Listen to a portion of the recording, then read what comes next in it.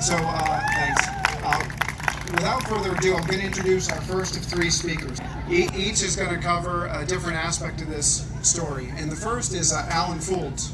He wrote the book, Boston Ballparks and Arenas. He literally wrote the book, or at least the chapter of the book, on this story, and he's going to tell us about the Shawsheen Football Club and this field. Thank you. It might be hard to believe today, but there was a time in this country, back in the 1920s, when soccer, professional soccer, was second only to baseball in newspaper coverage and attendance. There were two major leagues. One, the American Soccer League, or ASL, right here on the East Coast. There was a comparable but smaller group out in the Midwest in the Chicago, St. Louis area. But maybe more importantly, soccer has always had an open cup tournament. A tournament that's open to all teams, professional, amateur, major league, minor league. It's unique in American sports. Imagine if baseball had such a tournament that pitted the Red Sox and Yankees and Dodgers against the Toledo Mud Hens and the Portland Sea Dogs, and maybe a local club from Andover, all vying for a national title. Well, that's soccer's Open Cup. That tournament today is dominated by the MLS. The New England Revolution won it a few years ago. This year's semi-finalists from Philadelphia, Austin, Minnesota, and Nashville.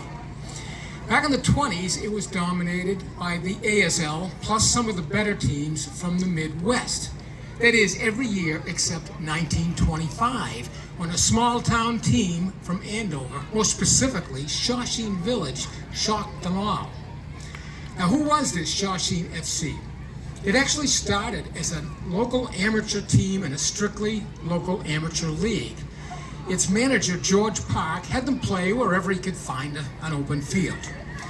When he stepped down, the players asked George M. Wallace, who was an employee of American Woolen. In fact, he worked directly for the president, William Madison Wood, if he would take over. He had a soccer background from his days when he lived in Scotland.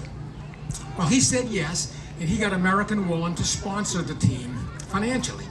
First thing he did was to build an impressive showplace stadium, Balmoral Park, right where we're standing. It had all kinds of innovations for the time. It had a field house, locker rooms with showers with both hot and cold running water.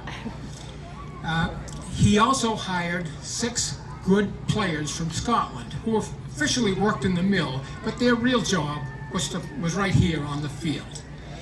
He also upped the competition. He joined a new league, a regional semi-pro league called the National League.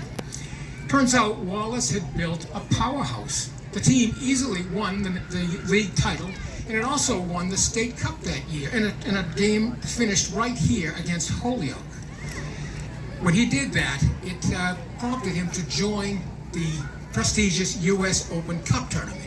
Now, the odds were against the team. It was dominated by the pro teams of the time, the big major league teams. Although they did have a slight advantage that year. There was a rift between the ASL and the commission who ran the cup. But there was still plenty of major league teams involved. And also, no first-time club had ever won the tournament. But he said we were going to do it anyway, and he joined with 127 other teams on the first day of the tournament.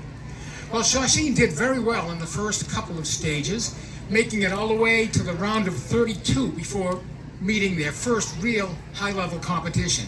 A major league team from just down the street, the Boston Wonder Workers, the Lewis Cup champions of the ASL that year. Boston had also just beaten the St. Louis Ben Millers for a national professional championship.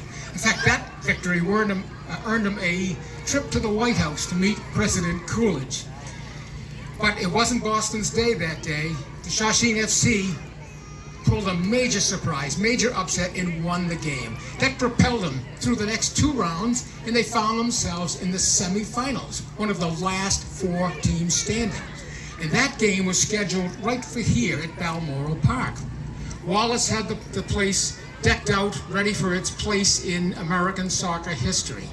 The Lawrence Eagle Tribune reported that there were massive crowds here to see the game.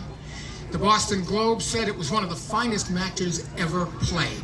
And it was a good game, very even, Shawsheen got on the field first at the 17-minute mark with a penalty kick by forward Alex Carey. It was back and forth deep into the second half when Alex Carey scored again, this time from the field, pretty much wrapping it up. It took the steam out of the opposition, and Shawsheen coasted to victory. To be fair, they were scored on right as the last seconds ticked off from the referee's watch. But no matter, Shawsheen had won the game, and it was going to the national title. That game was planned for another soccer-specific facility, Sam Marks Stadium, home to the Fall River Marksmen. Sam Mark had offered it as a neutral ground because Shawsheen was playing the mighty Chicago Canadians out of the Midwest. The Boston Globe called that team one of the finest assembled machines ever to grace a soccer field. But that's not how it worked out.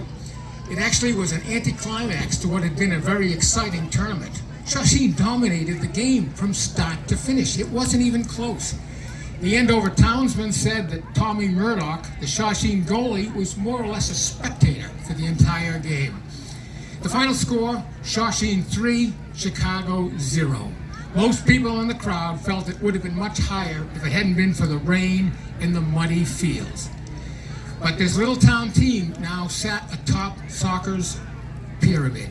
They had beaten all comers, some of them from the two major leagues, and they had an invitation to join one of them, the American Soccer League. So beginning in 1926, Andover found itself in the big leagues. But that proved to be the absolute pinnacle, and it was pretty much downhill from there. They did start the season pretty well, winning 10 out of the first 15, but then they went into a tailspin and never recovered. When President Wood of American Woolen died, funding for the team was pulled. First on the chopping block was Balmoral Park. It was sold right out from under the club. Then the salaries for the players dried up, and then George M. Wallace was let go, and he moved to California. After just 28 games in the majors, Shawsheen FC was no more. It was like a 4th of July sparkler. It lit up the sky for a short time, and then was gone. But despite that, despite its very brief history, Shawsheen FC did something that very few soccer teams have been able to do in this country. It won the Open Cup. Since the tournament's inception back in 1914, only 63 teams can claim that honor. Of the 30 MLS teams today, only 12 have ever hoisted the U.S. Open Cup. Congratulations on the 100th anniversary of that amazing feat.